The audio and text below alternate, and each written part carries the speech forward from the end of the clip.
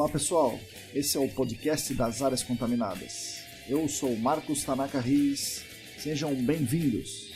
A trilha sonora é dos escalafobéticos Mauro Tanaka e Guilherme Durão, @azalatosampa e @guilherme.durão.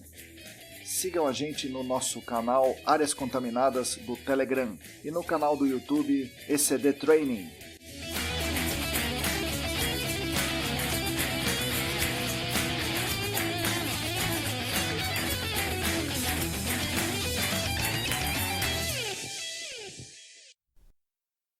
Olá pessoal, para você que está aí lavando a louça, está dirigindo, guardando as panelas, lavando roupa, calibrando multiparâmetros, tentando fugir da Covid, bom dia, boa tarde, boa noite. Eu sou Marcos Tanaka Riz, esse é o podcast Áreas Contaminadas, oferecido pela ECD Training e pelos colaboradores do Apoia-se e editado por Lilian Coreaço Riz. Essa é a edição número 47, o 11º episódio da segunda temporada. A nossa principal missão é levar conhecimento e divulgação científica da área do gerenciamento de áreas contaminadas para toda a nossa comunidade, além de falar um pouco sobre meio ambiente, sobre ciência, economia, tecnologia e um pouco sobre a vida em geral. Com tudo isso, continuamos tentando ajudar todas e todos vocês, dando poder pelo conhecimento e também dando voz pelo reconhecimento. Agradeço demais a companhia de vocês. Agradeço ainda mais aos 33 apoiadores dos nossos canais que contribuem financeiramente conosco no Apoia-se. Para quem não conhece, para quem pretende contribuir conosco financeiramente, a campanha está no site apoia.se/ECDambiental. Essa semana tivemos mais uma apoiadora anônima na nossa campanha. Agradeço demais em nome de toda a equipe ECD. Os apoiadores atuais são Ábila de Moraes, Alain Humberto, Átila Pessoa, Bruno Bezerra, Calvin Yost, Cristina Maluf, Denise Oliveira, Diego Silva, Fabiano Rodrigues, Felipe Nareta, Felipe Ferreira, Heraldo Giachetti, João Paulo Dantas, Juliana Mantovani, Larissa Gaudiano, Larissa Macedo, Leandro Freitas, Leandro Oliveira, Lilian Puerta, Luana Fernandes, Luciana Vaz, Marina Melo, Roberto Costa, Rodrigo Alves, Sérgio Rocha, Tamara Dias, Tatiana Citolini, Wagner Rodrigo, William Taquia e mais 4 apoiadores anônimos. Muito obrigado a vocês que são os principais responsáveis pela manutenção dos nossos canais de divulgação. Hoje é um dia que nós podemos fazer a velha piada. Nesse episódio, realmente o buraco é mais embaixo. Conversei aqui com meu amigo e lenda viva das áreas contaminadas, Newton Jorge Miyashiro. Ele não gosta que eu chame de lenda viva, mas eu acho que o título cai bem para ele, como vocês vão ver durante o episódio. O Newton ele é geólogo, é formado lá na década de 80 pela Unesp de Rio Claro. E desde lá, antes da formatura, atua na mesma empresa. A empresa chama Engesolos. Também é muito conhecida no mercado do GAC pela excelência de suas atividades de coleta de dados em campo. Coletas de dados como amostragem de solo, principalmente, mas também sondagens de diversos tipos, instalação de poços e outras atividades. Ele também é professor dos cursos do SENAC e de muitos outros cursos em várias universidades pelo Brasil. E como é meu amigo há um bom tempo, pudemos ter uma conversa que vocês vão ver, muito franca e divertida, sobre alguns temas que não discutimos na nossa última live no YouTube que fizemos o ano passado. Ele fala aqui nesse episódio sobre a sua história antes da geologia, sobre sua história dentro da geologia, no estágio e nas diversas fases vividas pela Engesolos. Fala sobre uma importante mudança da sede da empresa, depois de mais de 40 anos no mesmo local, e muitas outras coisas que nos ajudam a entender o porquê da solidez e da excelência do trabalho deles. Newton fala também de muitos assuntos técnicos. São vários, mas alguns deles são os poços double casing, a definição de zonas-alvo de poços de monitoramento, investigação em meios fraturados, problemas na sondagem rotopneumática, injeção de produtos, amostras indeformadas, portinhola no fundo dos trados ocos, aquisição de equipamentos, relação com clientes e muitas outras coisas. E, embora sejamos nós dois, eu e ele, mais velhos que a grande maioria dos ouvintes, ele fala bastante de planos para o futuro, indicando que ele ainda vai nos brindar por muito tempo com seu conhecimento e, como vocês vão ver, com seu bom humor peculiar. Como tem muito assunto para vocês ouvirem, eu vou parar minha introdução por aqui. Por isso, fiquem agora com as palavras de Newton Jorge Miyashiro. Bom, vamos lá. Bom dia, boa tarde, boa noite, pessoal. Hoje eu estou aqui, como eu falei na live que eu fiz com ele, com a lenda viva das áreas contaminadas. Eu estou aqui com meu amigo Newton Jorge Miyashiro, geólogo da Engesolos. Newton, bom dia, boa tarde, boa noite. Oi, Marcão, bom dia, boa tarde, boa noite. para todos, né? E vamos lá, vamos conversar. Essa história de lenda viva é sacanagem, hein? Então, vamos começar como a gente começa os episódios aqui do começo. Onde o jovem Newton cresceu e por que você escolheu, dentre as várias profissões que você podia escolher, você escolheu geologia. Olha que loucura, Marcão. Eu sou de uma cidade chamada Pindorama, no interior do estado de São Paulo, que é uma cidade que tem hoje uns 15 mil habitantes, né? E morava numa chácara e tal. Como estudante, na época, né? Todo mundo achava que eu ia fazer jornalismo ou direito. Olha que loucura, né? Meus professores, inclusive, achavam que eu tinha vocação para ser jornalista ou advogado. E como eu tenho uma irmã advogada, né? Ela se formou em direito na USP e tal, e todo mundo achava que eu ia seguir esse caminho. Meu irmão achava que eu deveria fazer engenharia em São Carlos. Ele morava em Araraquara, falou, você faz engenharia em São Carlos, mora comigo aqui em Araraquara. E eu, para contrariar o meu irmão, que é palmeirense, eu sou santista, né? Falei, não, meu irmão mais velho, né? Falei, não, vou embora para São Paulo, vou fazer geologia. Meu irmão falou, você tá louco? Você sabe o que é geologia, né? Na época, lá em 1981 e tal, né? Daí eu falei, não sei direito o que é, mas é o que eu vou fazer. Eu e mais 2 amigos falaram, não, nós vamos fazer geologia. E nós fomos fazer geologia. Esses meus 2 amigos foram para Ouro Preto e eu fui para a Unesp de Rio Claro. Caramba, né? Rapaz. Quer dizer, nem vim aqui para São Paulo, acabei indo para a Unesp de Rio Claro e foi uma diversão. Cheguei lá, olha que loucura. Como que eu passei, né? No ano anterior eu estudei no cursinho que nem um maluco, porque eu vinha de escola pública e tal, e tinha ficado meio decepcionado que eu não tinha conseguido passar na USP, né? Minhas irmãs todas estudaram na USP, aquela coisa toda e tal, né? Daí eu falei, putz, preciso passar na Unesp e tal. E eu fui chamado, naquela época o número de vagas era assim, 25 para 1. E eu acabei entrando, eles me chamaram por telefone. Alguns caras desistiram. E eu já estava pensando em fazer outra coisa, né? Voltar para o cursinho, coisas assim. E eu acabei indo para Rio Claro. Fui chamado, daí meu irmão me levou para fazer matrícula lá, um dos meus irmãos me levou.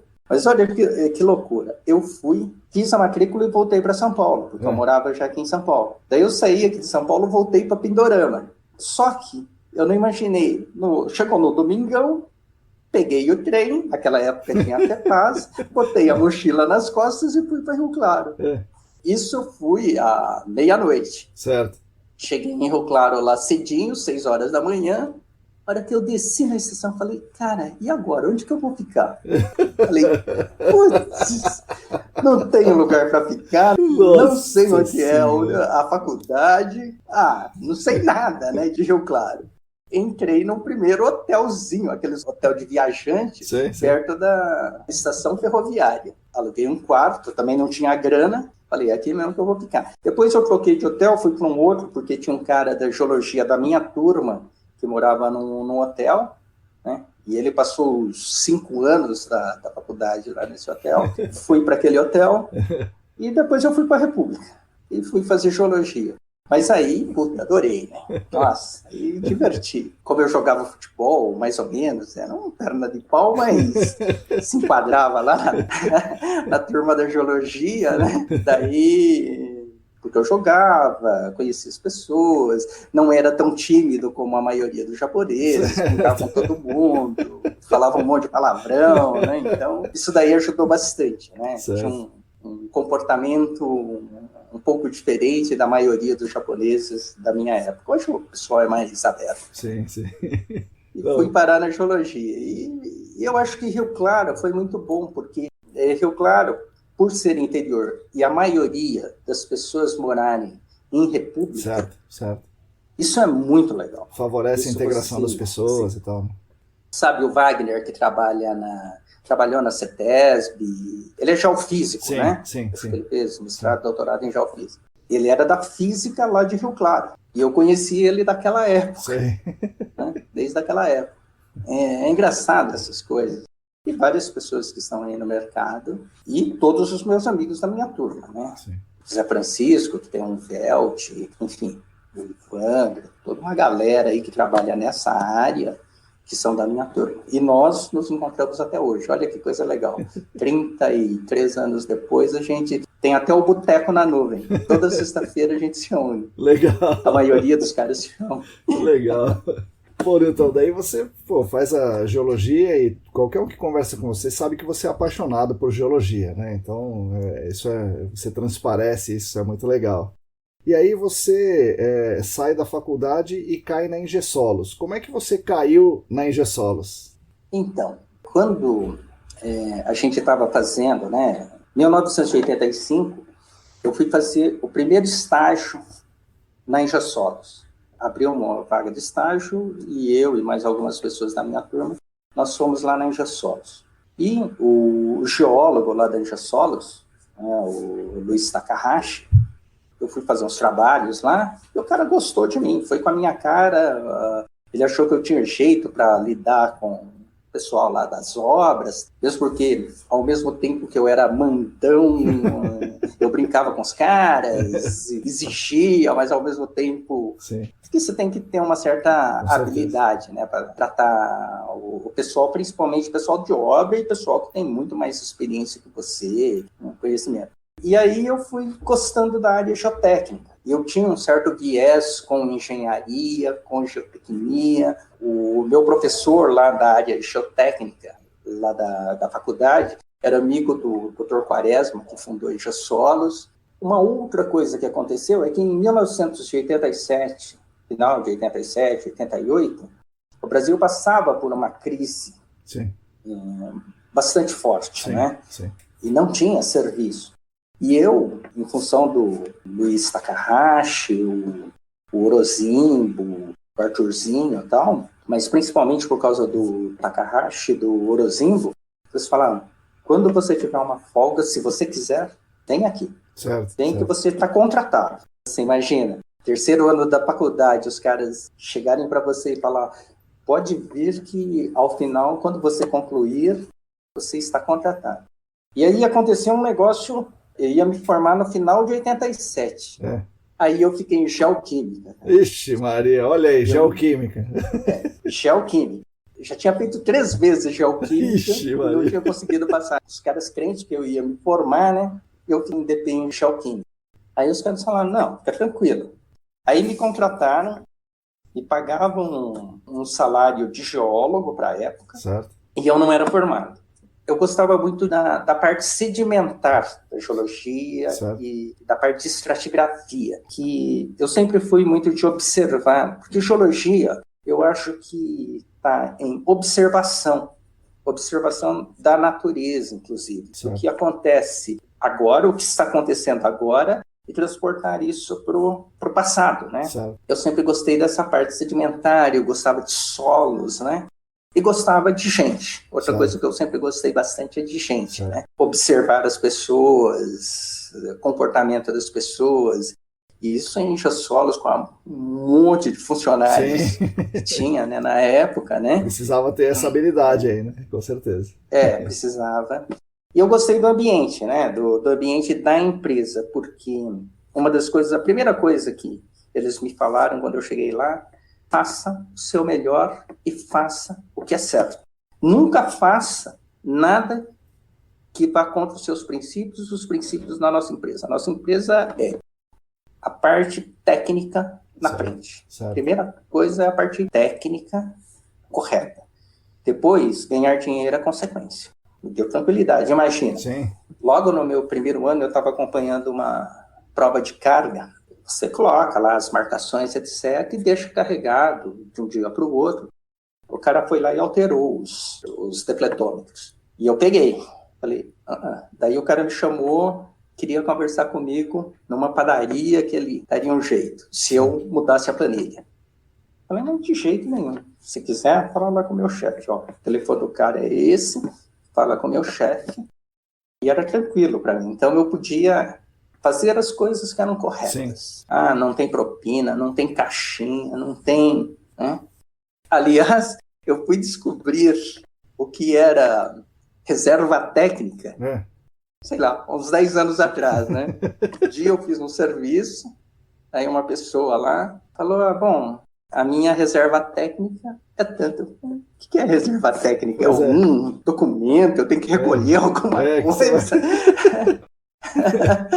E eu falei, de jeito nenhum, nós não pagamos reserva técnica, coisa louca. Então, algumas coisas assim que a gente não aceita, e desde o início nunca aceitou, essas coisas absurdas. Mas são coisas que a gente passou, né?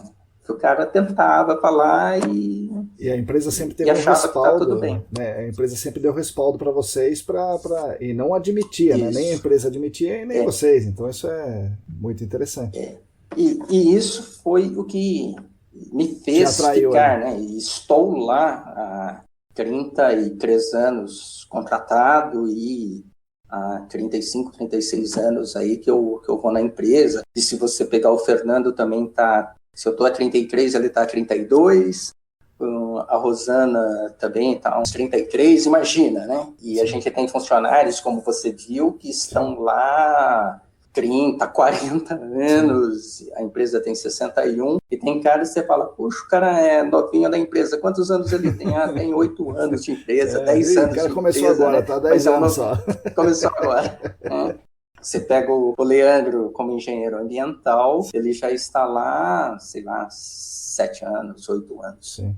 Isso é legal. Eu acho que foi algo na empresa, né, na Ingesolos, que me cativou, essa segurança. Outra segurança é salário rigorosamente na data, não passa. Nunca aconteceu e nunca vai acontecer. De acordo com o Dr. Quaresma, o Arthurzinho, que hoje é o nosso líder, né? No dia que tiver que atrasar o salário, nós fechamos a empresa. Né? E nós corremos atrás para que isso nunca aconteça. São políticas da empresa que cativaram e me levaram. E dentro da Ingesolos aí, às vezes é pouco da geologia, mas tem muitas experiências. Cada obra é de um jeito, acontecem coisas diferentes, acertos, erros, problemas, e sempre envolve geologia. Como a gente trabalha com investigação, a todo momento a gente está vendo e pensando, né, na geologia o que está acontecendo. É tão engraçado que existe uma obra, se você pegar o aeroporto Catarina em Araçariguama, tem umas dobras, inclusive fotos do Álvaro, do geólogo amigo do seu pai. Eu tô aqui, eu tenho um livro aqui, Álvaro Rodrigues dos Santos. Com dobras no filito, absurdas, cara. Você fala, não, isso só acontece nos Andes. Não, acontece aqui. Então, você está muito atento. Teve coisas que nós explicamos assim, ali perto da Natura. Olha, ali está acontecendo uma dobra. Olha o que está acontecendo com o que a gente está pegando nas rochas, nas perfurações que nós estamos fazendo. Olha os dutos de dissolução na parte dos calcários que aparecem ali na região, e isso explicava uma série de coisas que poderia acontecer em termos geotécnicos. Então, é importante ter geólogos nessas empresas de sondagens. E aí, Newton, dentro dessa história longa da Ingesolos, você falou 61 anos, e a Ingesolos foi para isso, né? Para uma empresa de obras geotécnicas, e você entrou lá para isso. Em que momento e por que a empresa, entra no GAC? O que aconteceu para a empresa falar, tem um negócio aí que pode ser bom, esse tal de GAC aí, vou nessa? Então, olha que coisa interessante. Nós trabalhamos, como a gente era uma empresa de perfuração, nós trabalhamos, acho que nos primeiros casos de áreas contaminadas aqui no Brasil. Então, nós trabalhamos, no caso, Ródia, lá na Baixada Santista, era tudo manual, etc., Então, isso em 93, 94. E nós estamos trabalhando em alguns casos ligados à investigação de áreas contaminadas. Consultoria? Ou era a própria CETESB? Não, era consultoria. Que tinha alguém na consultoria que conhecia. Tinha uma consultoria. Tá. E daí falou, é perfuração, vem aí com a gente. Mais ou menos isso? Isso. No caso da Ródia, a consultoria era Geoclock, certo, do Ernesto Moeri, o Jaime Urrata, né? O Jaime Urrata, que foi geólogo formado lá em Rio Claro, começou assim. E depois vieram para o Brasil uma empresa americana chamada Demis e Moore. Depois ela foi vendida para outras empresas, até pela CH2M Rio, que se transformou em Worley. Certo. E nós trabalhamos em vários casos, né? Pelo Brasil, junto com essa consultoria americana. Nessa consultoria americana, vinha para o Brasil um cara que se tornou muito amigo do Quaresma, né, e nosso, né, o Rudi Orozco. E ele vinha para o Brasil e ele começou a ensinar a gente a trabalhar, a fazer as coisas. E direcionar a gente para essa área, para aquisição de máquinas. Sim. Ele foi o cara que falou, olha, acho que vocês deveriam adquirir um Central Mine. Isso em 1997.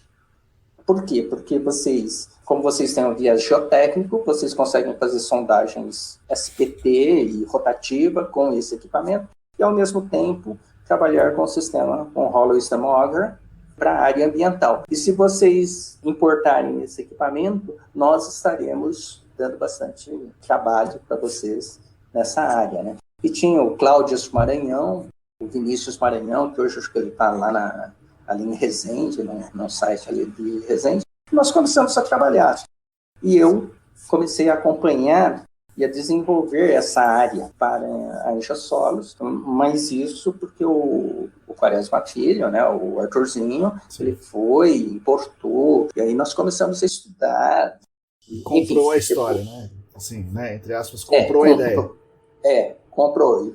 E foi uma boa época, e isso daí diversificou um pouco a Ingesolos. Encolheu numa parte geotécnica, em termos de ensaios, etc., porque a gente tinha laboratório, nós encolhemos o laboratório e tal, mas nós abrimos um outro braço. E agora, Newton, vocês, depois de todo esse tempo, você estava me falando aqui antes da gravação que a Ingesolos, né, você está me contando isso há algum tempo, tá, depois de 60 anos ou mais, saindo da sede na Raja Gabaglia, que acho que todos os nossos ouvintes já devem conhecer a sede de vocês, né, ou já ouviu falar, ou já foi lá e tal, e vocês estão indo para um outro lugar, né? Então eu contei aqui, o Charles contou, como foi o nosso processo da nossa mudança aqui, que foi um processo impactante para nós, e nós ficamos 16 anos, mas 16 anos é impactante. 60 anos deve ser um negócio mais impactante, no seu caso, 30 e poucos anos. E como é que está sendo essa mudança? Por que vocês mudaram? E como está sendo o processo e o que você vê daqui para frente? A Ingesolos começou no centro da cidade, final da Consolação, ali, tinha um prédio ali que começou a Ingesolos. Trabalharam durante vários anos lá, e há 45 anos nós estávamos ali na Raja Gabaglia, né? Ali na Raja Gabaglia, Vila Olímpia, com a Avenida dos Bandeirantes. Isso há 35 anos atrás, quando eu ia lá, tinha umas casinhas, uns barzinhos ali do Portugal, onde eu almoçava. Enfim, era bem simplesinho. E hoje, lá está um centro comercial, né? E aí começou a ficar inviável para a gente ter uma estrutura de escritório e a parte de galpão, né? A parte operacional, com equipamentos, etc. Entrando e saindo lá. Começou a ficar complicado e a área ficou hiper valorizada. Há uns 10 anos atrás, que a gente vem pensando em mudar. E isso já, a Ingesolos adquiriu outros terrenos, lá na região do Taboão da Serra, lá perto do Rodoanel, e construiu alguns galpões que estão alugados e construiu o que seria a nova e atual sede da Ingesolos. E aí houve uma negociação com a família, lá em Quaresma, mas eles negociaram com uma construtora e vai ser construído 2 prédios ali naquela área da Ingesolos. Então, agora, é um transtorno, né, a mudança, e ao mesmo tempo dá uma certa tristeza, né, porque eu que vou lá há 35 anos, imagina, toda aquela mudança na Vila Olímpia, Terrine, enfim, toda aquela região, eu vi toda ela mudar, né, ao longo dos anos, né.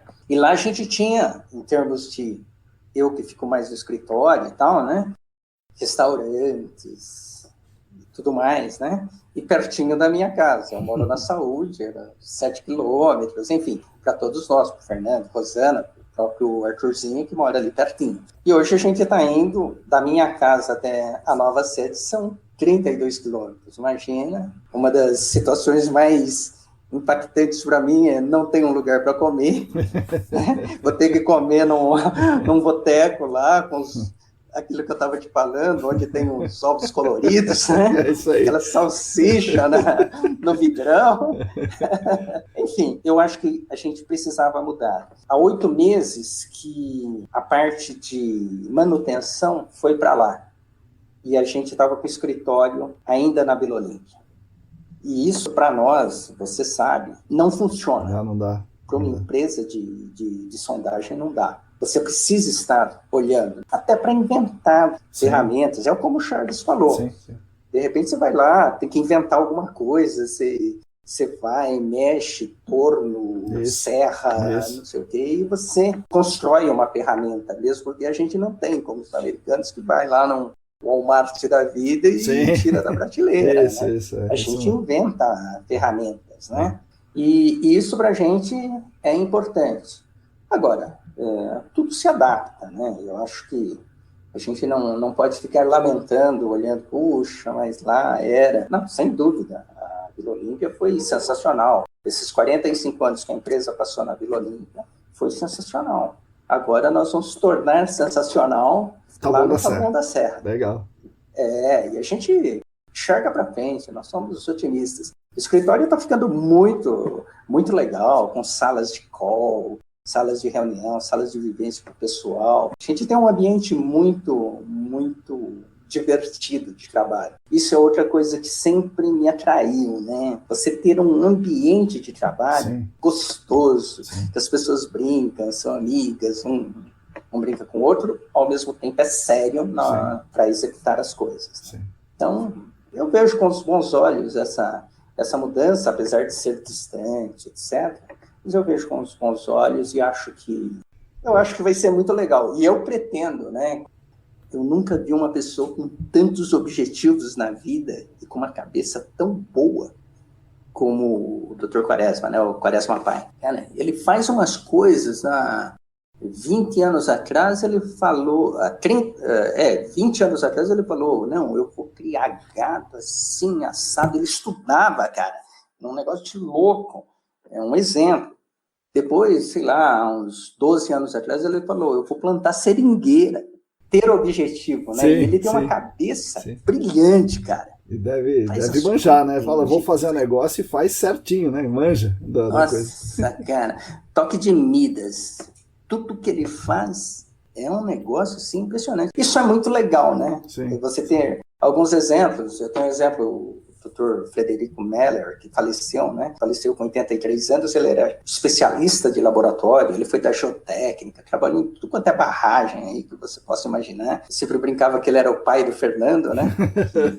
Laboratório e tal. Mas, laboratório, manjava pra caramba, né? E ele era uma pessoa que trabalhou até os 83 anos e morreu trabalhando, cara, sendo produtivo. Às vezes eu perguntava para ele, né, algumas coisas, Dr. Meller, puxa, tal coisa assim, assado, né? Como faz? Qual é a resposta, tal? Ele falava, instante, ia lá, separava os livros, marcava as páginas, leia. Depois que você ler, a gente conversa a respeito. Cara, era assim, era muito engraçado. O Fernando ia buscar ele na casa dele, levava para o escritório e depois a gente pagava um táxi, ele voltava para a casa dele. Então vamos falar de umas coisas mais mundanas aqui agora, né? do dia a dia aqui. A gente tem feito alguns cursos, eu tenho participado de vários cursos da iniciativa do Senac e da ESAS, muitos cursos você está junto, alguns você não está. E vira e mexe as pessoas falam assim, mas espera aí, não devia ter uma norma, né, uma exigência de que o poço de monitoramento fique numa única unidade de estratigráfica? Que aí em todas as aulas eu digo a mesma coisa. Olha, na norma 15.4951, isso já está escrito. Você tem que definir sua zona-alvo, você tem que fazer um projeto do poço de monitoramento. Sabendo a zona-alvo, fazendo o projeto, você tem que dimensionar o pré-filtro e a seção filtrante, e aí você instala o poço com o filtro correto, com o pré-filtro correto, na profundidade correta, somente na unidade de estratigráfica. Ah, mas ninguém faz isso e tudo mais. Daí vem toda aquela história, CETESB não pede, papapá. Bom, como você já está há muito tempo nessa história, você ajudou a escrever a norma, você participa de tantas aulas quanto eu e tal, você vê isso sendo feito? Projetos de pós-monitoramento baseados na definição da zona-alvo antes de chegar lá e furar para instalar? E se você vê isso, em qual a porcentagem disso? Você vê isso 90% das vezes, 10% das vezes, metade? Você vê isso mais agora do que há 10 anos? Como você está enxergando essa situação? Bom, Marcão, há tempos atrás, lá, quando nós começamos, acho que nós fizemos um monte de bobagem, né? E continuamos fazendo até hoje. Sim, claro. Né? Mas tem aumentado. Eu acho que as aulas lá no Senac, os cursos, etc., têm forçado as empresas de consultoria, mesmo porque está cheio de gente das consultorias dando aula nos mesmos cursos que a gente, né? Participando junto com a gente. Então, tem aumentado, principalmente as empresas mais conhecidas, assim, essa visão de definir a zona-alvo e executar o poço de forma correta. Mas isso é ainda uma raridade. É que a gente tem trabalhado com bastante empresas assim que tem essa visão, então isso tem ajudado bastante. Mas em muitos outros projetos que a gente trabalha também, vem umas definições, olha, é assim, 2 metros de filtro para baixo, 1 para cima, do nível de água, né? Então tá cheio disso aí. Inclusive, eu recebo coisas tudo em inglês, a definição vem de cima para baixo, é assim. Sim. Você quer, se quer fazer, é assim, é isso que nós estamos contratando. E quando você ganha, ou você está com pedido de compras, etc., certo, é assim que nós queremos. E muitas vezes a gente ainda fala, né? Até aqueles casos de double casing, puxa, mas você tem que ter uma camada com uma condutividade hidráulica mais baixa que a sua zona-alvo, né? Para instalar ali e não ultrapassar essa camada, né? Gastar aí. Mas, às vezes, você vê algumas coisas em que você tem que fazer, porque nós contratamos isso, nós estamos pagando isso porque nós estamos também recebendo isso, e muitas vezes também porque eles venderam de uma forma, sim, é melhor fazer assim, e às vezes o pessoal fala, não, é isso. Agora, realmente, diversas outras consultorias que a gente tem trabalhado, mudou um pouco essa visão, até o fato de a gente estar junto, participando, dando aula, fazendo as coisas junto, essa visão do pessoal dar credibilidade ao que a gente está falando e consultar a gente antes de fazer as coisas. Sim. Porque a gente sempre está numa posição um pouquinho abaixo, então sim, a gente tem que ir com cuidado e falar, olha, você não acha que deveria ser assim, o que você acha por causa disso? Mas melhorou bastante, tá? Eu acho que dar aula no Senac, dar aula no IPT, dar aula na Mauá, na Unicamp, enfim. Isso tem ajudado. Isso tem ajudado, isso dá credibilidade. Além de eu gostar de estar ali, né? Não é dando aula, mas conversando com o pessoal, passando as experiências, eu acho que isso dá bastante credibilidade ao que a gente faz e o que a gente pensa. Você já viu alguém fazer algo que a gente recomenda sempre? Faz a amostragem de solo primeiro, coleta amostras, faz análises granulométricas e depois você volta lá e faz o poço. Você já viu fazer isso? Fazer análise granulométrica, eu acho que nunca. Eu já vi coisas assim, fez as amostragens, fez alguns ensaios de laboratório, ensaios físicos, tal. Mas não usou isso para definir? Não me recordo de usar esses dados para definir granulometria de pré-filtro, ranhura da seção filtrante, né, dos slots. Né? Isso realmente eu nunca vi. A razão é sempre a mesma, né? Está no custo financeiro, né? Sim. O tempo que é custo financeiro, né? Você falou uma outra coisa que eu ia te perguntar e que a gente não tratou na nossa conversa lá, eu queria que você explicasse melhor agora, que é o double casing. Eu não lembro agora se é o podcast ou um vídeo, que dizia dos erros na contratação e na execução, no projeto, né, do double casing. Porque eu digo lá no meu vídeo, se você não tem uma camada claramente que funciona como aquitard naquela região, para você instalar o seu casing e perfurar isso para fazer o poço na camada condutiva, né, na zona de fluxo abaixo, não tem por que você fazer o double casing. Na verdade, você pode é muito provável você piorar a situação. Então é isso que eu digo lá na minha fala. O que você acha do double casing? Ele é importante ou não? Ele só é importante na situação que eu falei? Você vê algum outro uso? E o que você vê por aí? Então, ele é importante nessa situação que você falou, e o risco é muito grande. Eu acho que quando você instala mal o double casing, porque você pode piorar a situação. Imagina que tem esse acquitard e você perfura além desse acquitard para colocar o seu double casing. Sim. Você acabou de piorar a situação. Sim, porque imagina, se um furo com a rolo seria ruim, imagina um furo com uma rolo gigante. O problema é muito pior. Né? Exato. Então você piora a condição. Ele só faz sentido se você tiver um acquitard e você selar o double casing nesse acquitard. E uma outra situação que tem os double casings são aqueles de investigação não fraturada. Sim. Que você engasta o seu revestimento, o seu casing, na rocha. Na rocha sã, né? Na rocha sã, isso. E deixa só aquela região de interesse, a sua fratura, a ser investigada. Até para fazer os ensaios e depois, se quiser instalar, enfim. Aí se faz outras coisas, né? Mas também é importante nesses casos. Existiu até um caso que foi uma sugestão nossa de investigação num determinado site, acho que até você trabalhou, que tinha um acquitard, teria um acquitard, né? E que a gente colocaria o double casing engastado nesse acquitard e investigaria por dentro desse casing a camada de areia mais abaixo. Sim.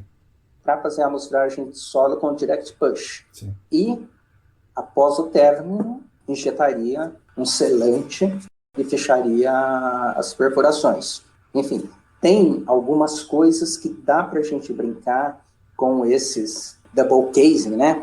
Até na área de investigação. Você está dentro da área fonte e você precisa investigar abaixo daquele acquitard. Aí é possível usar até o double casing para uma investigação. Mas aí, imagina essa situação. É óbvio, o cara tem que saber que tem um acquitard e saber que embaixo do acquitard você tem uma camada condutiva. Ou seja, tem que ter investigado antes, né? Não é chegar lá na hora e vamos instalar um double casing aqui, seja o que Deus quiser, né? Não, você tem que ter informações prévias, né? E boas, né? Porque você tem que saber tudo isso. Boas, né? Confiáveis. Evidentemente, a gente sabe que, às vezes, você tem algumas investigações fora da pluma, Sim. da área fonte e tal, e são lentes, enfim, que a geologia varia bastante dentro de um próprio site. Mas é fundamental que você tenha boas informações prévias, né? E daí você falou da investigação do fraturado, né? E aproveitando essa deixa, a gente sempre fala, né? Eu falo, você fala, amostrai o solo. A investigação é baseada na amostragem de solo. Você tem que amostrar o solo, então amostrai o solo. Já no fraturado, o Paulo teve aqui numa conversa comigo também, num podcast como esse, e ele falou sobre o trabalho dele, na tese de doutorado, ele falou da participação de vocês, e daí ele também falou uma coisa que você sempre fala, olha, não tem como você investigar o fraturado sem amostrar a rocha, né? Então, é aquilo que você fala, amostrai a rocha. Tem algum jeito de você investigar o meio fraturado sem amostrar a rocha, Newton? Olha, tem formas de perfurar, mas investigar é um pouco diferente, né? Fazer uma sondagem investigativa, principalmente para essa área contaminada, eu tenho defendido muito, baseado na própria tese do Paulo Lima, né, do Vermelho, que amostrar a rocha é fundamental. Então, tem os trabalhos do Paulo Lima, da Daphne, que eles foram orientados pela Beth Parker, sim, enfim, que é fundamental amostrar a rocha. Não só para conhecer a rocha em si, mas também para fazer ensaios com a rocha para ver a contaminação. Né? Exato, então, exato. É muito, muito importante. Rochas mais alteradas, são porosas e aí pode estar armazenado uma quantidade significativa de contaminantes. Enfim, tem que se fazer isso. Formas de perfurar tem, mas eu sou bastante reticente com a utilização de martelo de fundo, que você usa um compressor e você está destruindo, e o fato de destruir é algo que eu precisava até conversar um pouco com o Marcos Barbosa, o que ele tem observado quando ele faz os imaginamentos da rocha, os ensaios da rocha, se quando existe perfurações utilizando compressor, em função da própria pressão aplicada para fazer a perfuração, se isso não abre mais a fratura, o quanto isso significa, e conectar fraturas que talvez não estivessem conectadas. Quando você faz um ensaio de perda d'água à sua pressão, o que você observa? Você aplica pressões controladas, né, numa escala, e você dá pressão e depois tira a pressão. Você vem descarregando. E você vê nitidamente o que acontece com as fraturas no maciço. Muitas vezes algumas se abrem e permanecem abertas. Outras são preenchidas por sedimentos. Outras abrem e fecham mais do que ela estava aberta originalmente. Então, tem os comportamentos do que acontece no maciço. Existe mudança. Quando aplica uma pressão. Existe mudança. Exatamente. E a pressão quando você faz com o martelo, muito maior, né? É muito maior.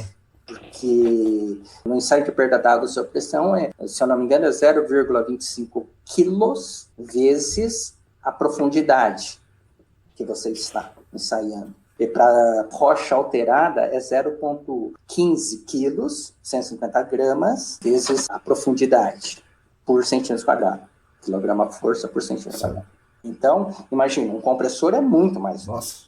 E isso pode abrir a fratura de uma forma que vai acarretar um problema muito maior. E dependendo de onde ele estiver perfurando, ele está empurrando essa contaminação a uma distância considerável, Sim. né? Nossa Senhora, isso eu não tinha pensado, mas... Então, essas coisas, e como vai perfurar e onde vai perfurar, até a perfuração utilizando circulação de água, sim. Você tem que usar algum fluido. Normalmente nós procuramos utilizar água, né? Água potável, porque estamos na área ambiental. E a pressão que a gente aplica para fazer o retorno de água, a gente procura aplicar o mínimo possível. Suficiente para retornar. Porque você não é só o suficiente para retornar e para a refrigeração das coroas diamantadas. Você não precisa de muita pressão para fazer a perfuração. Você precisa de uma pressão muito pequena, 1, 2 quilos, só para ter o retorno, né? E muitas vezes, quando está havendo fuga de água numa determinada fratura, você obrigatoriamente tem que revestir. Então, por isso que eu falo para usar o sistema rotativo com recuperação de testemunho, e para isso utilizem um barrilete duplo, livre, giratório, um caixa de mola, enfim, para cada situação você vai ter que adaptar até os amostradores, os barriletes triplos, né? São os Denison, os Pitchers. É isso que a gente fez com o Paulo Lima, né? Ele falou que vocês tiveram que adaptar um amostrador, né? E ele falou que, na verdade, só foi possível fazer os ensaios que ele precisava, porque era uma área geologicamente complexa, né, para coletar as amostras. Ele só conseguiu fazer porque vocês desenvolveram vamos chamar de amostrador, né? Um amostrador de rocha que permitia coletar os testemunhos. Como é que foi esse desenvolvimento aí? Foram duas coisas, né, ali. O barrilete era um pitcher, né, normal. Mas o pitcher tradicional, ele vem com uma coroa de vitia, a espessura de parede da coroa é de maior diâmetro, a saída de água é lateral, então ela tem algumas questões. E quando nós começamos a observar os problemas, porque o primeiro furo é sempre o piloto, né? É onde a gente observa todos os problemas que a gente vai encontrar. A partir daí, olha, o Paulo estava preocupado, a Betty Parker estava preocupado com a baixa recuperação, né? E o problema foi apresentado para nós. O Paulo, o Reginaldo, conversando com a gente, né? Aí sentou eu, Fernando, o Arthurzinho, a Rosana e tal, e o Fernando, né, começamos a pensar nessa questão.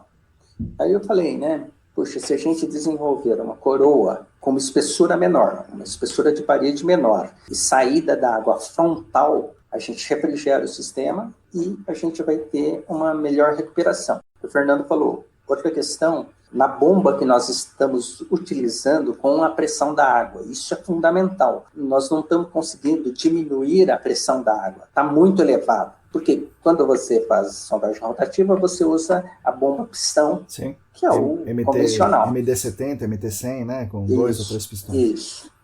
Então, vamos trabalhar com uma bomba que tem uma pressão de água, um volume, um fluxo menor.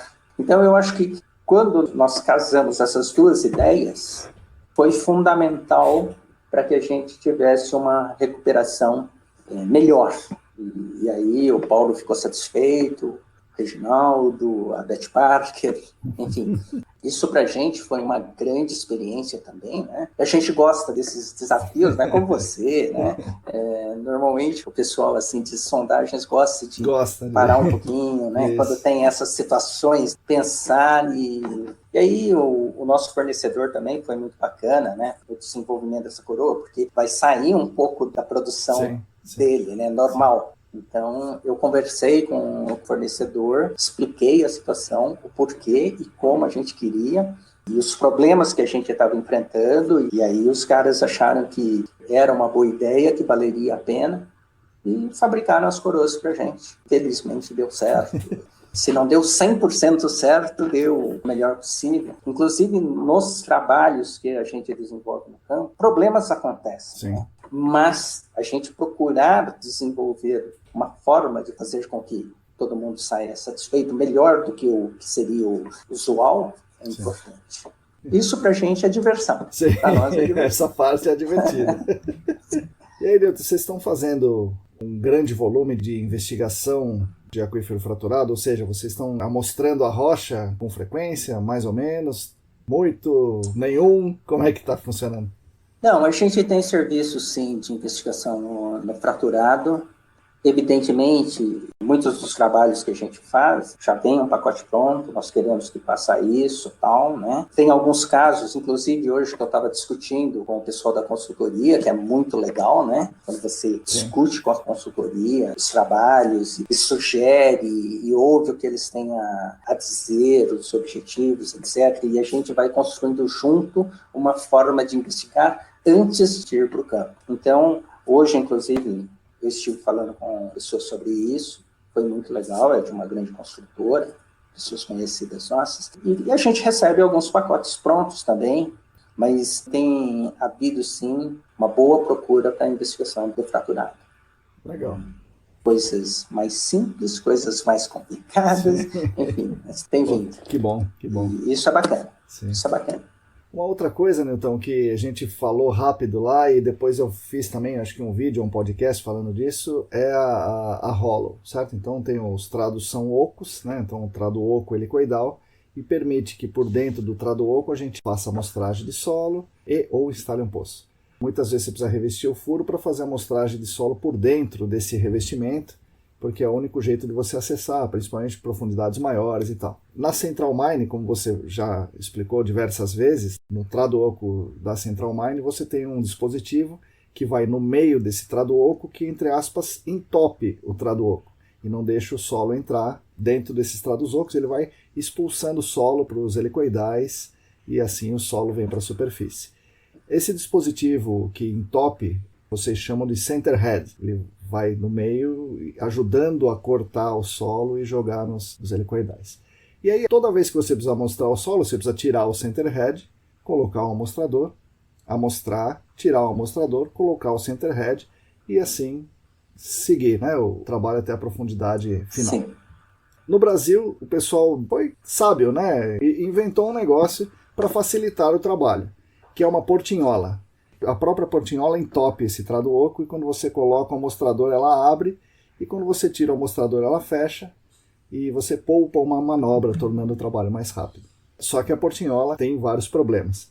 E eu falei um pouco sobre esses problemas, mas eu queria que você, que tem bem mais experiência, falasse qual é o problema da portinhola na amostragem de solo e depois na instalação do poço por dentro. Então, Marcão, tanto os equipamentos da Central Mine quanto da Geoprobe e outros aqui nacionais, né? Você tem trado oco e um sistema por dentro.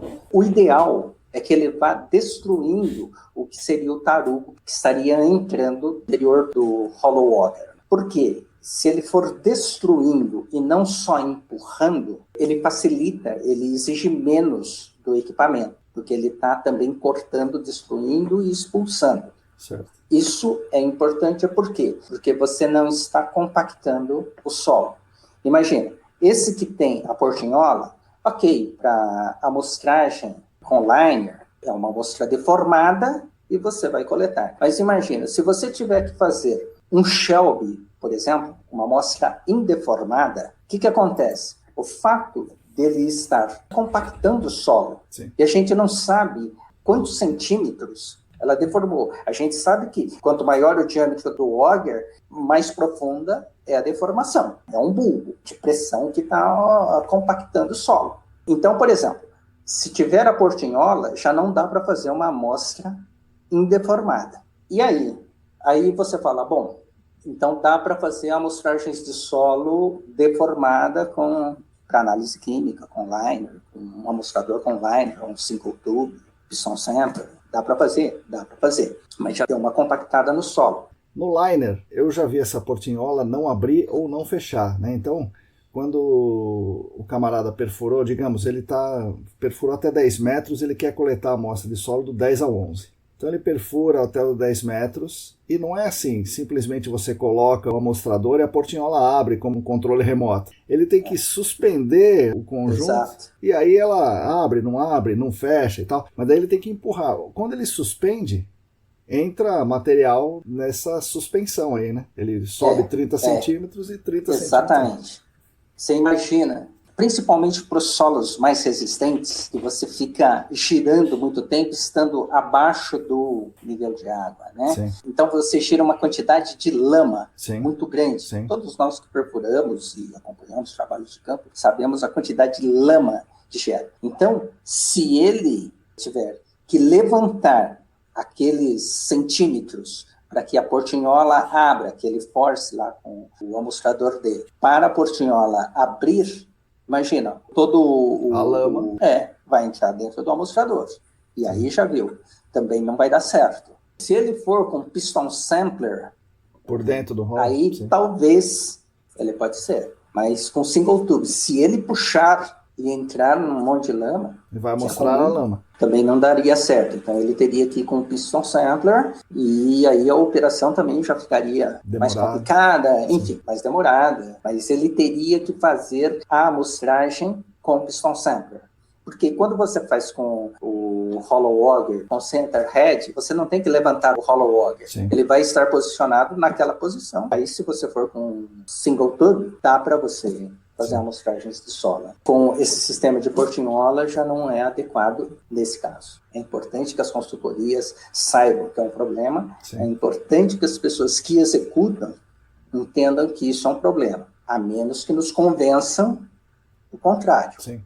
Mas dificilmente me convencerão que isso funciona. A gente acha que é um problema, mas esse pode ser um problema que não tem tanta importância no projeto. O cara pode avaliar isso, né? Afinal de contas, o projeto é dele, né? Mas é importante que ele saiba que existe essa incerteza aí. Exatamente. São aquelas coisas, né? É que nem sondagem a percussão. A norma fala cavação de metro em metro. Sim. A gente está cansado de ver que o pessoal faz de 3 em 3 metros. Sim, imagina, de metro em metro já tem uma variação então, danada. Imagina, e você perde 55 centímetros, né? Sim. Imagina se você fizer de 3 em 3 metros, lógico, você tem uma produção absurda. Muito mais rápida, é lógico. Né? Muito mais rápida. Porém, o resultado muito pior. Sim. Aí você vende como você quiser. Sim, pois é. Enfim. Deixa eu fazer uma outra pergunta, Newton, que fazem para você certamente toda hora, e é bom você explicar aqui para os nossos milhões de ouvintes. Olha aí, já estamos nos milhões de ouvintes. O pessoal te pergunta, Newton, e me pergunta, quando é que a Ingesolos vai comprar o MIP? Ou quando é que a Ingesolos vai comprar um OIP? Não sei, viu? Tá difícil, viu, Marcão? A nossa economia aí tá muito difícil. Nós tínhamos feito uma reserva para esses investimentos. Porém, ela teve que ser consumida nesse tempo de crise aí. Sim. Mas, num determinado momento, a gente deve fazer um investimento, sim, nessa parte de alta resolução, né? Mas vamos seguir mais um pouco aí, vamos... Desviar das bombas, né? Por enquanto nós estamos sobrevivendo. Falando em sobreviver e desviar das bombas, Newton, você no início da pandemia falando sobre os cuidados, porque assim, a consultoria tem que tomar cuidados com a Covid. Nós, eu digo nós na sondagem, né, mas eu já estou fora dessa história, mas vocês da sondagem tem que tomar muito mais cuidado, porque o seu cara está lá na ponta, ele faz o trabalho de campo, ele vai no restaurante comer, se quebrar uma peça ele tem que ir no mecânico. Então, que cuidados extra, porque as consultorias tomam cuidado, mas que cuidados extras vocês tomaram e qual é o resultado disso um ano depois? Vocês tiveram casos, não tiveram casos? No início da pandemia, nós fechamos durante alguns dias, né, uns 15 dias, para entender um pouco mais o que estava acontecendo e quais as providências a gente ia tomar, né? Álcool gel, máscara, já de início a gente tinha feito uma compra grande, começou a distribuir para os funcionários. Para o pessoal que fica em hotel, a gente começou a falar, cada um fica em quartos individualizados, né? Agora, a gente sabe que quando vai almoçar não tem jeito, né? A gente procurou ter um distanciamento social, que é fundamental, mas eles trabalham em equipe. Então, nós tínhamos desde máscara, shield, a parte de hotel, cada um ficava num quarto individualizado, etc. Os casos que nós tivemos foram casos isolados em que a gente observa que foram adquiridos em casa, né? No dia a dia da pessoa, não no trabalho. Logo no início da pandemia, o carro da empresa fazia o transporte das equipes, mesmo porque sempre fica um carro para cada equipe de meio ambiente, e o pessoal da geotecnia, que não ficam com o carro, eles vinham de Uber. Então, foram casos, assim, álcool gel para todo mundo e os técnicos, todos com termômetros, esses termômetros digitais foram comprados e eles passavam pedindo. Até hoje, por exemplo, eu chego no escritório, a primeira coisa que eu sou medido é a temperatura. E isso daí está sendo planilhado. Então, no escritório, nós não tivemos nenhum caso. Nós tivemos alguns casos das equipes de campo, né, que testaram positivos. Inclusive, algumas pessoas do meio ambiente. Mas quando a gente percebeu que eles tiveram os casos, final de ano, sempre que a gente observou os casos, tem alguma coisa relacionada a um tempo maior de permanência deles em casa. E na casa deles a gente não tem um controle. Eu fiscalizo o pessoal às vezes, né? E brinco até pelo Facebook. Falar, você foi lá, né? Daí eu checo, né? Até outro dia eu tinha um cara lá que estava falando. Eu falei, pô, mas você fica fazendo tal coisa no Facebook que eu vi lá e tal, né? Então, essas coisas são importantes. Eu tenho um caso agora de um soldador da geotecnia, que ele testou positivo, ele estava de férias. Nós tivemos vários casos assim, quando as pessoas ficaram de férias, eles testaram positivo. Eu acho que todo mundo está vulnerável, né? Mas os cuidados que a empresa tinha que tomar dentro daquilo que falaram em termos de distanciamento social e cuidados assim com a parte de higiene, até dos carros, nós procuramos tomar. Distribuição de álcool gel, enfim. Essas coisas era obrigação nossa, tínhamos que fazer e tomamos. No total, eu acho que a gente tem algo em torno de uns 10 casos, um pouco menos de 10 casos na empresa. Mas houveram casos, sim. Mas tudo bem, todo mundo passou muito bem. Houveram casos, assim, a mãe ou alguém da família contraiu a doença, e daí nós afastamos do funcionário. Mora junto? Afasta o funcionário. Muitos testaram negativo mas nós deixamos fazer a quarentena, né, os 15 dias afastado. E agora nós estamos entrando novamente na fase vermelha, né? Um problemão, né? Um problemão. Nós estamos no auge agora, novamente, com casos mais complicados, né? Mas a gente já tem essa experiência. Já aprenderam, né? Em um ano. Já aprendemos. Inclusive, hoje nós discutimos um pouco essa questão, principalmente para o pessoal da geotecnia, a partir de alimentação, como vai ser feito, porque a gente montava aquelas barracas, né? Colocava a mesa, comprava num delivery, e aí cada um fazia a sua refeição. E orientação, né? Eu acho que é fundamental que a gente continue orientando com coisas verdadeiras e não desinformações, né? Que a vacina é importante, que a doença existe, né? É importante, que a doença existe, que não haja esse negacionismo e ache tudo bem. Que a Terra é redonda e tudo mais, né? Essas coisas, né? Eu acho que essa é a função também da empresa, Sim, né? De sim. informação, de passar conhecimentos. Né? Sim. Newton, a gente já trabalhou junto com algumas coisas um pouco diferentes que a gente desenvolve na aula e em pesquisa e tal. Duas delas eu queria saber se você tem aplicado, se você tem feito. A caixa preta de ultravioleta e o aquecimento das amostras de solo em campo para fazer a varredura. Você tem feito isso? Não, só na aula ou em alguns trabalhos em que você está envolvido. Certo. Né? Algumas coisas que nós fizemos juntos, Sim. clientes que nós fizemos o trabalho em conjunto, né? Então essas foram aplicações. Algumas vezes eu até falei a forma que poderia se fazer, mas eles não compraram a ideia. Até numas investigações aí, que até falei com você, que poderia fazer junto, mas não foram para frente. Acho que é uma pena, são coisas simples, né? A caixa preta aí, algo muito simples. Fazer o aquecimento das amostras são coisas muito simples de se fazer. Sim. São coisas que demoram um pouco mais, mas o resultado vale a pena. Sim. Você ainda cobrava por diária, né? Sim. Eu cobro por unidade amostrada. Então, se o cara demorou 400 horas para analisar aquilo lá, vai custar aquele mesmos reais. Mesmo assim, o pessoal não comprou a ideia. Eu gostaria muito que comprasse, porque é algo muito simples, viável. Tem um amigo meu, Sérgio Cataoca, ele gostou muito da caixa preta, né? Uma vez, dando aula lá no IPT, nós levamos e mostramos o funcionamento da caixa preta. Falei, veja, essa ideia não é minha, é do Marcos Tanaka. E é interessante você mostrar para os alunos lá, porque é algo que eles olham e falam, nossa, né? E o Sérgio Cataoca, que é da consultoria, ele falou, puxa, gostei dessa ideia, é muito simples, pode copiar isso daí? Eu falei, não, a ideia não é minha, né? Paga o Marcão lá por isso, né? Acho que ele patenteou, né? O Sérgio, né? Falou, daí ele é um gostador, né? Ele falou, não vou pagar nada, eu vou copiar esse troço aqui, eu vou fazer. Não sei se ele está fazendo, né? Eu até indiquei ele falou, foi você que indicou, tal, mas o cara não quer pagar o seu preço. Falei, olha, Sérgio, contrata outro. É isso, vai lá. Né? Tudo bem, segue em frente aí. Se eu sou caro, que é barato, isso é relativo, né? Se não dá, não dá. Vale a pena fazer com o outro, que vai ser um cliente importante para você, até numa indústria. E aplica. Usa a caixa preta. Pega aqui emprestado, leva lá.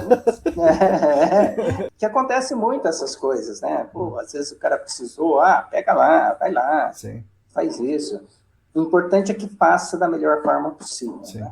Use os recursos, né? Mas ele achou muito interessante. Mas muita gente de outras consultorias acho que envolve homem-hora, né? Acho que sim, Isso, vai demorar muito. Não sei. Tem que mandar um segundo cara, né? Sei lá. Não sei exatamente, mas eu acho que tanto a caixa preta quanto o aquecimento é muito legal, cara. Você provou isso daí em termos de resultados, né? Acho uma ideia bem legal, muito simples e... Que era para todo mundo usar, né? Assim, um negócio que qualquer um pode usar. Eu fiz, né? Eu copiei, eu falei para você que fiz, nada sofisticado, era como a sua peneira lá. Tenho o marmiteiro também, mas... Ninguém pede. Ninguém usou. Agora, tem uma coisa também, eu tenho trabalhado muito pouco com a parte de investigação, né? Hoje eu trabalho mais com a parte já de instalar, CMT, coisas mais profundas, mesmo que você faça a amostragem, eles querem a amostragem só para descrição, nunca para análise química. A gente tem migrado para uma outra fase da investigação. O que vocês, em Gessolos, está fazendo na área ambiental hoje? Você falou perfurações um pouco mais profundas, instalação de poços de remediação, poços de monitoramento profundos, poços na rocha, você falou, CMT. Qual é o portfólio básico aí da Gessolos? A gente tem feito, normalmente, poços mais profundos, porque o pessoal sabe que a gente tem equipamento, o Central Mine, que ele é mais potente, e também a parte dos poços, das injeções, né? A gente tem trabalhado bastante aí com injeções de oxidantes, redutores, enfim, as coisas que estão no mercado. Fazia muito com o Paulino, né? Agora com o Otávio e com o Afonso, da Blockchain. Então, com os produtos deles e de outros também, né? Mas a gente tem trabalhado mais nesse sentido. E da injeção, uma coisa que eu sempre fico pensando é o seguinte, juntando com a história que você falou da perda d'água sob pressão e da perfuração com injeção de ar com alta pressão, que isso pode gerar um problema na fratura. No solo, que é muito mais simples você gerar uma fratura, como é que funciona a injeção? A pressão é muita, a pressão é pouca, isso gera problema? Como é que funciona isso daí? Sim. Se você observar aqueles trabalhos das meninas, Camila, da Sinésia, a Camila e da Sinésia, nós observamos lá, você colocando por gravidade, e só aquela mudança na carga hidráulica, a velocidade com que o produto, né, que você está injetando caminha. Lembra que tinha uma previsão para a chegada no primeiro posto de observação, mas eu falei, é melhor monitorar antes, né? Porque eu sabia que ia chegar antes, porque você alterou significativamente a carga hidráulica. Nós estávamos falando de profundidades pequenas, sim, né? Ali era 6 metros. O mais fundo era 6 metros. Quando a gente aplica, a gente sempre procura o mínimo de pressão possível. Basicamente, é só para acionar o sistema em que faz o produto caminhar. Evidentemente, quando você está aplicando numa areia, isso é muito simples. Quando você está aplicando num silt ou numa argila, os materiais mais finos, tem que aplicar com um pouquinho mais de pressão. Mas essa pressão, no máximo, 5 quilos por centímetro quadrado. Porque senão você começa a cheirar. Evidentemente, depende da profundidade e depende da coluna de água, né? Da consistência, compacidade do solo, coluna d'água e tal, mas para você não gerar caminhos preferenciais. Quanto menos pressão você aplicar, mais adequado vai estar. Agora, para os redutores, o EHC, vamos falar de um produto que é comumente utilizado, primeiro que ele tem o ferro zero valente e ele tem aquela fração orgânica, principalmente nesses casos, é que você vai chegar a 5 quilos, 6 quilos por centímetro quadrado, tá? Então é sempre que a gente fala, aplica com baixa pressão. Não adianta você colocar uma pressão absurda, você vai mandar o produto lá na frente e aquilo que você fala, né? O redutor reduz, mas não entrou em contato com o contaminante, não adianta, porque você vai criar um caminho preferencial. Você tem grandes chances de criar um caminho preferencial e mandar isso daí tudo, empurrar tudo lá para frente. Então você normalmente controla essa pressão. Eu sempre falo, o número é no máximo 5 quilos por centímetro quadrado.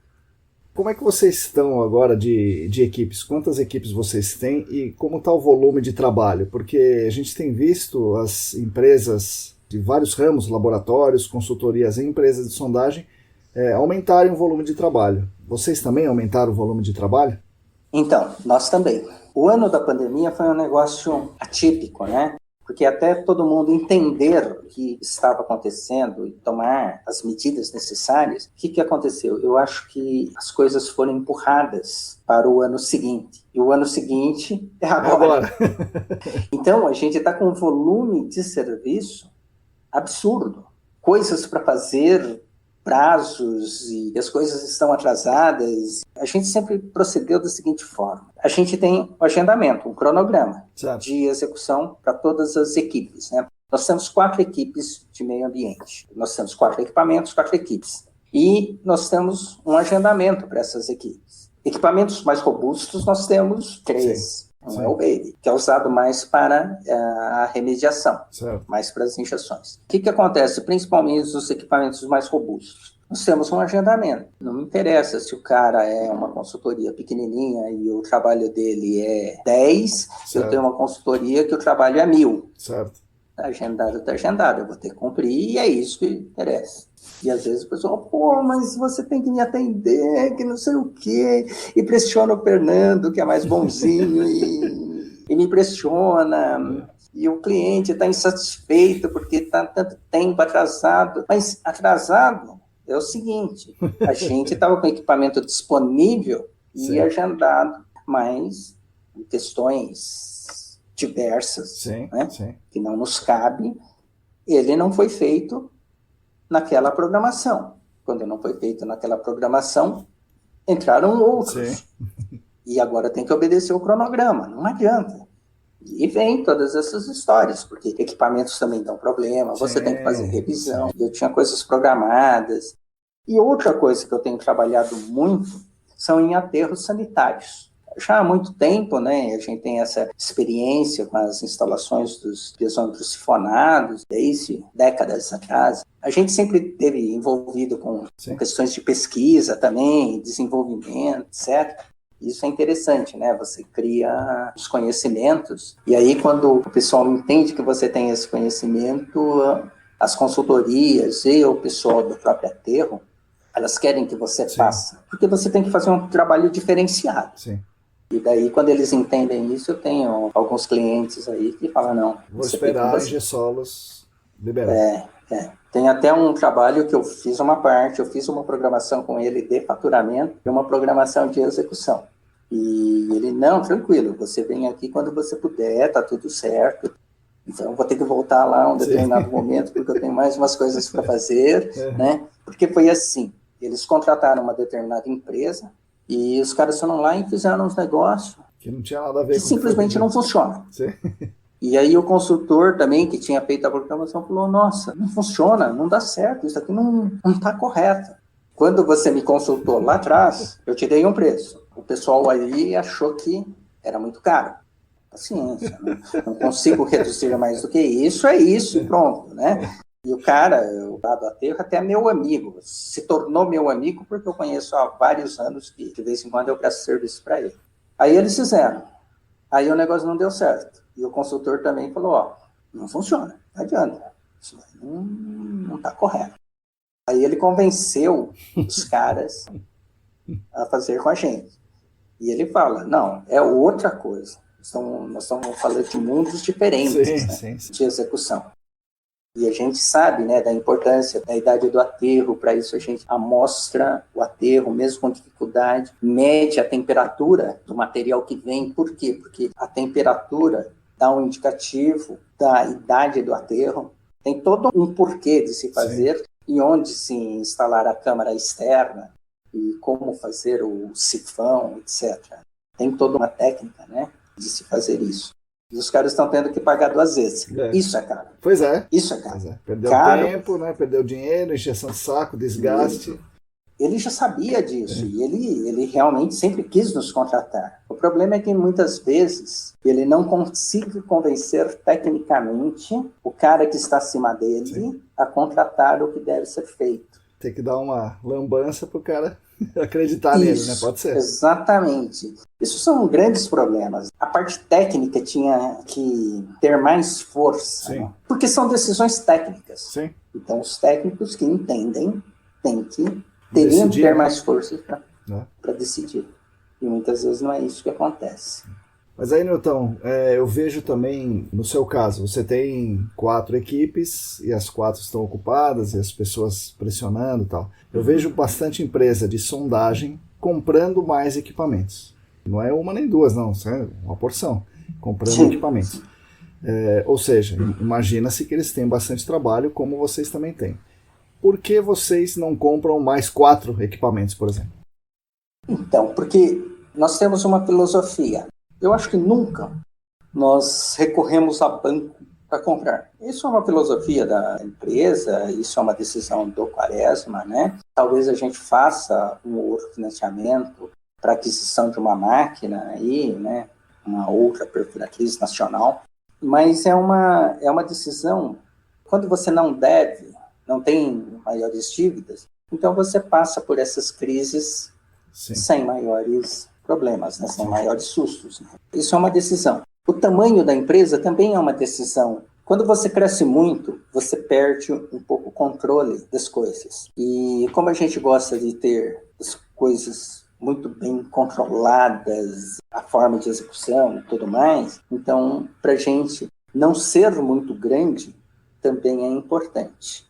Eu até gostaria de crescer um pouco mais, mas eu acho que quando ela é pequena, ela está justinha, você tem um controle técnico, de qualidade técnica maior. Imagina, você pega um Fernando que tem 30 e tralalá de anos de experiência numa obra que ele vai, ele resolve o negócio. Sim. E a gente fala que o Leandro, com 7 anos, é novato.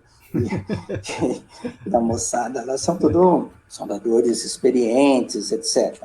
Então você tem um controle técnico melhor, uma vez que a gente é pequeno. E a gente forma as nossas próprias equipes, né? Nós treinamos as nossas equipes, nós damos a formação e nós mostramos como nós queremos que trabalhe.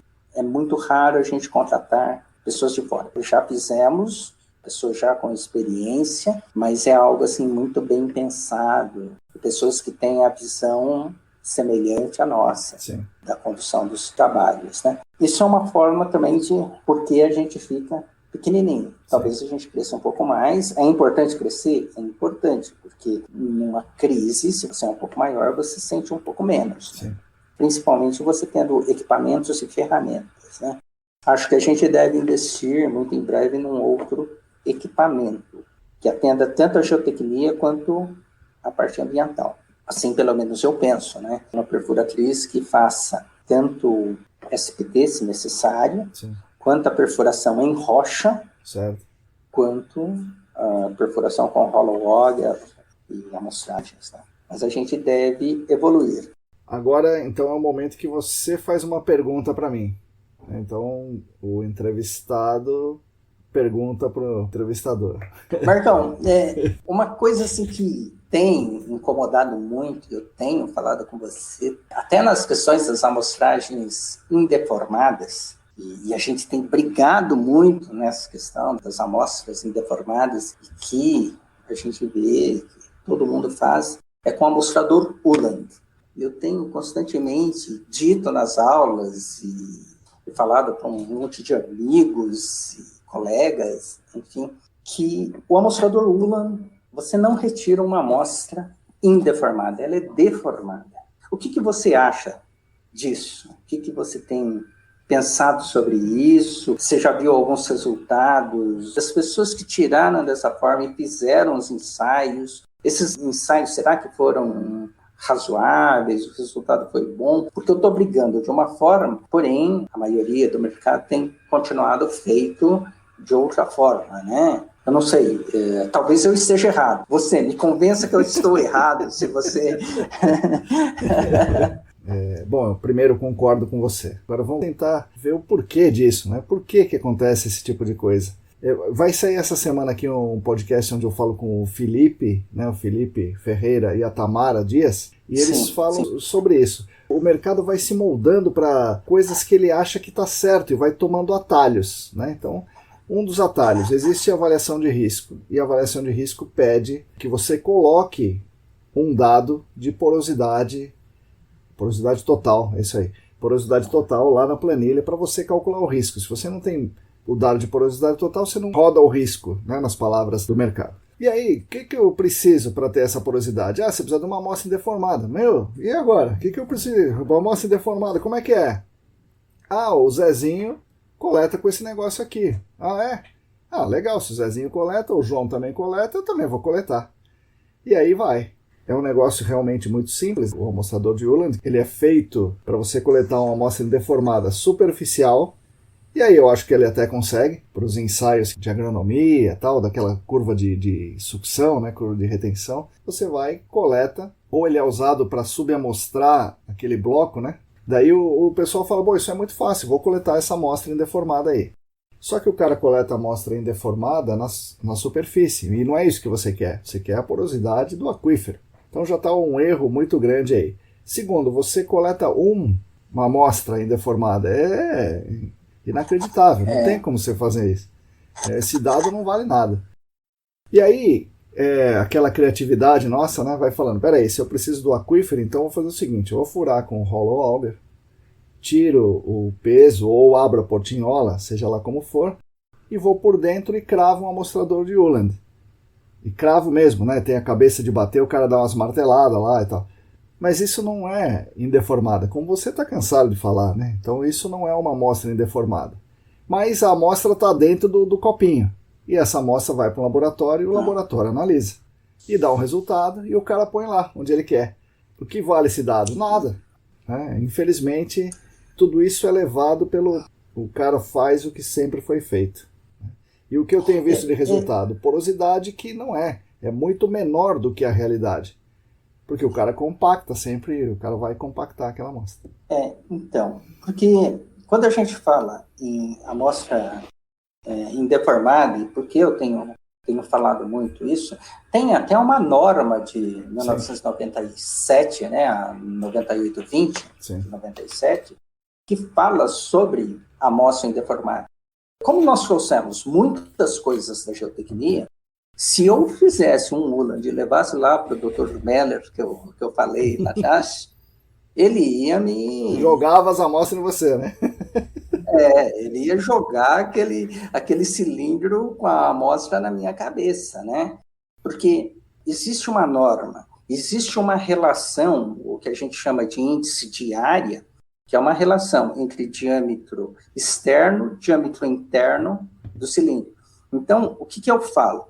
O cilindro onde está a amostra, ele é realmente de parede fina. Porém, o bico que é introduzido no solo, é ele que não é de parede fina. A relação de área tem que ser menor ou igual a 10%, né? É 100 vezes o diâmetro externo ao quadrado menos o diâmetro interno ao quadrado sobre o diâmetro interno ao quadrado, tem que ser menor ou igual a 10%. Então, o bico e aquele corpo onde vai o cilindro, ele é o diâmetro externo. E isso não dá um amostrador de parede fina, mesmo o cilindro sendo de parede fina, né? Então, nem para a parte superficial, para aquilo que é o objetivo da amostragem nessa área, na parte de avaliação de risco, ele não serve, porque ele dá um valor menor. A gente tem brigado, né? Imagina. A outra questão é a questão de cravação, né? Que o pessoal tem que entender. Se bate, imagina, bateu, já era. Você vibra aquilo lá e você deforma a amostra. Então não pode. Quando você fala em Shelby, que foi desenvolvida para as argilas moles, e depois a gente pegou um de aço inoxidável, que você consegue um material mais resistente, você crava ele. E também o cravar é estático, você crava com o hidráulico do equipamento. E quando a gente fazia os shelves, mesmo para argilas moles, se você pegasse uma argila mais resistente, mesmo com o manual, você tinha um sistema de reação que era como o efeito do arco e da flecha. Certo, né? certo. Era aquele sistema que, à medida que você esticava a corda, você introduzia, como se a flecha estivesse sendo acionada. E numa determinada, inclusive, velocidade. Quando a gente fala no CPTU em cravar a 2 centímetros por segundo. Sim. Por quê? Porque se você fizer muito rápido, você altera os resultados das células de carga. Então, tudo isso está baseado nessas coisas. Então, e depois tem todo um processo de retirada. Por isso que eu falo, puxa, se você bate... E aquilo tem quantos? 5 centímetros, 10 centímetros? Uns 10 centímetros, né? O corpo, né? O cilindro. Acho que até menos, mas enfim, se for 10 centímetros, você tem que cravar só 10 centímetros. E é muito difícil você cravar 10 centímetros, né? Nossa, imagina a profundidade, sei lá, você pensar em 10 metros, é muito difícil você cravar. E é muito difícil o furo estar absolutamente limpo. É impossível. Impossível. Abaixo do NA zerado ali naquela cota. Então eu acredito que o pessoal esteja cravando realmente, como você disse, em superfície. Sim. E o que vale esse dado? Né? Fazer aqui do lado desse dado é nada, né? Isso que eu falo, às vezes é melhor ir para bibliografia, né? É mais confiável do que o dado errado do campo. Porque quando você está dentro do range, você sabe que tem um desvio, né? Sim. Quando você tem um dado, sim, que aquela amostra deu aquilo, você confia totalmente que o valor é aquele, que o valor seja exato. Né? Pois é. O resultado lá do laboratório é exato, mas é exato para aquela amostra deformada. Exatamente. E exatamente errado, né? Assim. Exatamente errado. Então, essas coisas são complicadas. Por isso que muitas vezes eu bato nessa tecla, mas acho que não tem surtido efeito nenhum, viu, Marcão? Porque o cara tem que pôr o dado lá, ele vai com o Holland mesmo, vai lá, vai. Muitas vezes eu vejo as pessoas consultando e falando do Holland e eu falo que com o Holland eu não vou fazer, isso eu não vou fazer, nem quero ter. O cara pergunta, por que não? Você fala o seguinte, ouve aqui o podcast no tempo tal que eu tô falando disso aí. Talvez um dia, ou alguém me convença do contrário, sim, ou né, todo mundo entenda que realmente não é esse caminho a seguir. Como acontece, talvez, com o aquecer a amostra, usar a caixa preta, que são coisas muito simples, que poderiam ser usadas, porém, até o momento, essas coisas ainda não engrenaram. Mas poderia, porque você pensa no MIP, puxa, aquecer a amostra te dá é uma solução viável. É possível, pois é. Se você não tem essa tecnologia, sim, é algo que é possível. Enfim, vamos ver se você automatiza algumas coisas. Você pensa lá com o Edson, né? Isso, o Edson e o Charles, né? Eles que tentam fazer. O Charles, né? Vocês pensam, tem umas ideias brilhantes aí. Mas vamos continuar tendo esperanças que essas coisas, com o tempo, né, sejam entendidas, ou que a gente fique muito rico e tenha bastante equipamentos altamente tecnológicos, né, que é importante, né? Sim. Se passa da forma correta, com resultados interessantes. Marcão, até outro dia eu estava lembrando, né? Sabe quando eu te conheci a primeira vez? Que a gente se falou? Num desses, não sei se era congresso ou o que era, que você estava apresentando sobre o CPTU. Eu estava lá no auditório, lá em cima. Certo. Era o Ecos, né? É isso aí. E olha que coisa engraçada, né? E eu comecei a fazer umas perguntas sobre velocidade de cravação, etc. Eu acho que era mais na amostragem de solo, né? Que lá eu dizia que o CPTU era bom, porque abaixo do nível d'água as pessoas não coletavam amostra. E você disse, não, peraí, com piston sampler dá. Eu falei, beleza, com piston sampler dá, mas quem é que usa o piston sampler? Só você. Tinha uns questionamentos. Eu te questionei em algumas coisas lá. Faz algum tempo, né? Então, como é que é isso daí? Acho que foi 2012 ou 2013. Acho que é 2012. Eu acho que foi as primeiras vezes que a gente começou a discutir algumas coisas. Mas sabe que aquilo é interessante? Aquele foi um evento, foi um marco, né? Para nós. Sim. E para a investigação também. Foi o início das pessoas colocarem a investigação um pouco mais acima do que deveria. Não por minha causa, mas a palestra que veio depois de mim foi do James, da Dupont, hoje Corteva, né? E ele falou logo depois de mim que isso era o certo. Era assim que ele queria que as investigações fossem feitas, com alta resolução, né? Sem ficar instalando poça e tal. E daí as pessoas começaram a abrir os olhos. Eu dei essa sorte de falar logo antes dele e ele embarcar na minha... É muito interessante. Eu estava lembrando desse evento aí, né? Do Ecos. Que foram algumas questões, algumas palestras lá muito interessantes. E hoje, a gente vendo, quem que faz piston sampler, passado esse tempo todo? É pouquíssima gente, né? E se faz só quando alguém pede, pelo amor de Deus, eu faço piston sampler, senão é single tube na portinhola. Puxa, será que depois de... Se foi 2012, são 8 anos aí, 9 anos. Será que nós não evoluímos nada, cara? Não, evoluímos, claro, né? Mas o uso corrente do piston sampler daquele tempo para cá não tem. Não é um negócio que é amostragem de solo, é piston sampler e ponto final, não. A amostragem de solo é single tube, muitas vezes com furo aberto, muitas vezes na portinhola, e só em alguns casos especiais que ele é usado por dentro do rolo. E assustadoramente a gente vê ainda algumas coisas até na propaganda das empresas, o cara coletando lá do grado. Pois né? Aí, né? Do Hollow Auger. Ou tá fazendo manual, enfim. Pois é. E a gente toma uns sustos, né? É engraçado, porque a gente evoluiu muito em termos de conhecimento. Eu, inclusive, né, a nossa empresa, né, a empresa que eu represento, nós evoluímos bastante em termos de conhecimento. Sim. Eu estou falando como um todo, né? Todo mundo evoluiu em termos de conhecimento, mas na aplicação parece que a gente ainda continua deixando a desejar. E a gente agora já está com uma evolução aí para os equipamentos ultra sofisticados, de alta resolução. Vou te falar uma história que eu estava com um aluno, tinha alguma coisa errada. Eu falei, sabe o que aconteceu aí? Você fez o single tube revestido por rolo? Fiz. Qual é o comprimento do amostrador que você usa? 1,20 m. Qual é o tamanho da rolo? 1,5 m.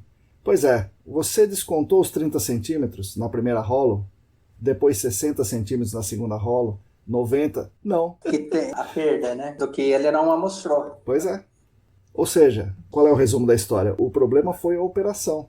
Então o cara sabe o que ele tem que fazer, sabe que tem que tomar cuidado, revestir o furo, medir com cuidado com o PID no liner. Naquele caso ele aqueceu e tomou as decisões, só que não estava conversando com o modelo conceitual que ele achava que era. Mas não estava conversando porque na hora da execução, como você falou, Sim. o cara esqueceu um detalhe, e o detalhe é operacional, então precisa melhorar na aplicação.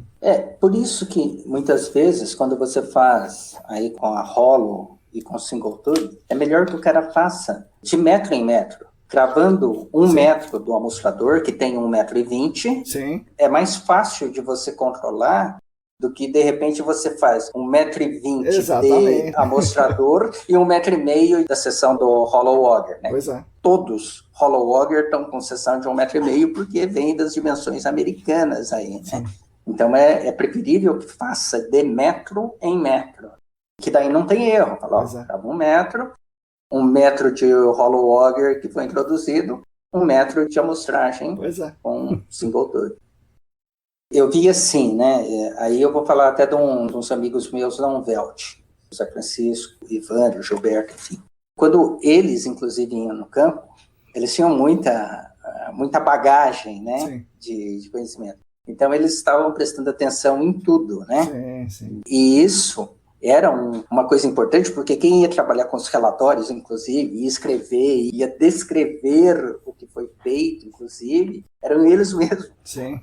Ele ia lá, quer dizer, era o cara que fazia tudo, né? E hoje passa por muitas mãos. O cara que interpreta não é o cara que fez, e a descrição de um, depois na outra etapa é a descrição do outro, e a descrição do primeiro não bate com a descrição do segundo, que o treinamento, a sensibilidade é diferente. Você vê, na geotecnia, como que funciona, né? Até você faz a sondagem, o sondador descreveu lá as passagens, a amostra, etc.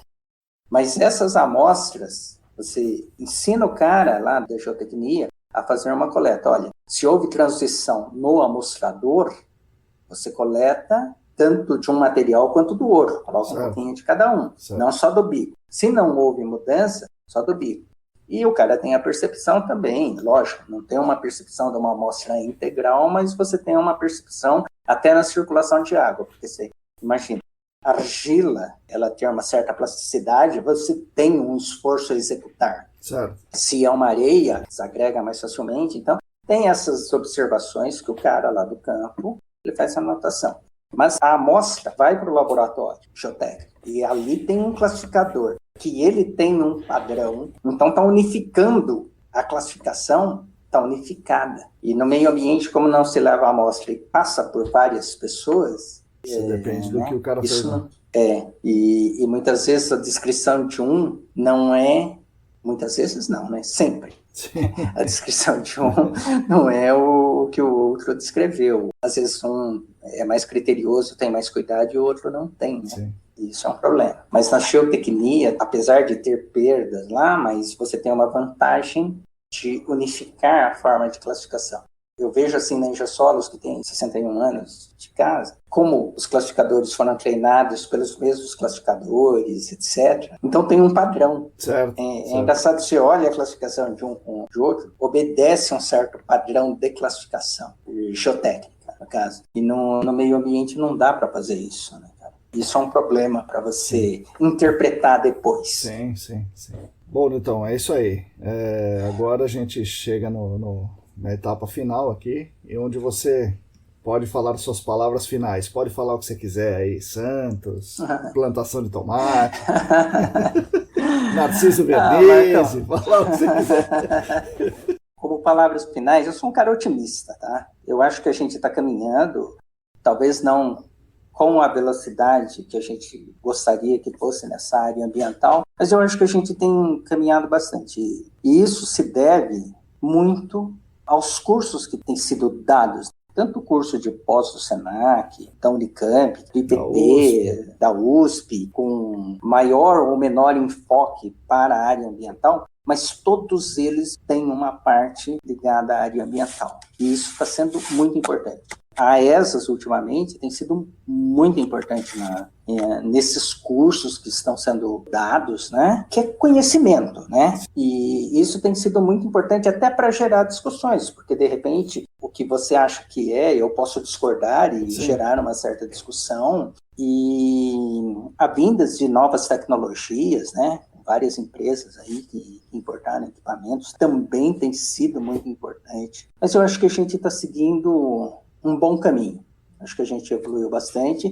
Eu acho que uma das coisas que a gente precisa fazer é sempre treinar as pessoas que vão para campo. No meu caso, a minha função é treinar melhor as pessoas que eu mando para campo, engenheiros mais novos, funcionários, equipe técnica, né, que vai para campo, continuar ensinando. Eu até estava brincando outro dia que nós estamos preparando uma sala de reunião que vai ser de treinamento, né?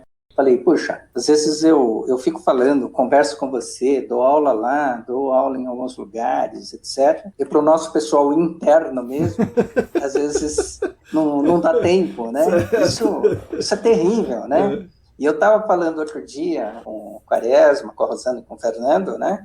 A gente estava conversando sobre isso. Falando, puxa, aqui a gente vai fazer isso. Eu preciso preparar a equipe nesse sentido. Porque é interessante, quando a equipe vai para campo, sabendo da importância daquilo que eles estão fazendo, o desenvolvimento é muito melhor. Quando você consegue juntar a equipe e conversar um pouco com a equipe antes deles irem para o campo, eles acabam fazendo um trabalho melhor, atendendo melhor o cliente, e isso é fundamental. Quer dizer, cada um de nós fazendo a sua parte, as consultorias, treinando aquelas pessoas, mandando a campo, eu acho que a gente começa a colocar em prática tudo isso que a gente vem conversando e discutindo ao longo desses anos, né? Sim. A gente tem condições de evoluir bastante tecnicamente.